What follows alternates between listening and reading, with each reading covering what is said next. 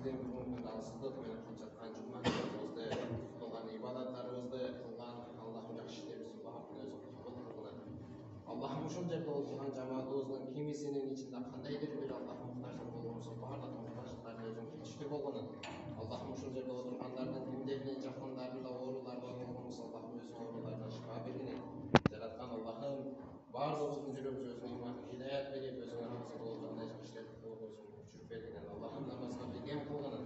Жараткан Аллахым жана ушул жерде биздин мечитибизге шарт түзүп берген Азамат апабызга, анын кызматын кылган Айдар апабызга жана ушул жерде толук ремонтун жасап берген жалпы эле ата калбаган аталарыбыздын баардыгына Аллахым өзүң ден соолуктарына, рызкыларына, үй бүлөсүнө өзүң береке бергин. Аллахым өзүң жүрөктөрүнө иман хидаят берип, жашоодогу дүйнөдөгү эч кандай жамандык, баардык жамандыктардан Аллахым өзүң сактагын. Аллахым жалпы ошол агаларыбыздын Аллахым өзүң разы болгонун, Аллахым ошол агаларыбыздын Аллахым ден соолуктарына өзүң береке берип, баардык рызыктарына өзүң сактагын. Аллахым уул кыздарынын Аллахым тарбиялап өстүрүп, алардын кызматын көрүп, алардын жакшылыгына бөлөнгөн бактылуу ата-энелерден кылгынын.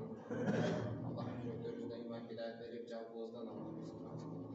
Саллаллаху та'ала аля набийил карим ва аля алихи ва асхабихи аджмаин.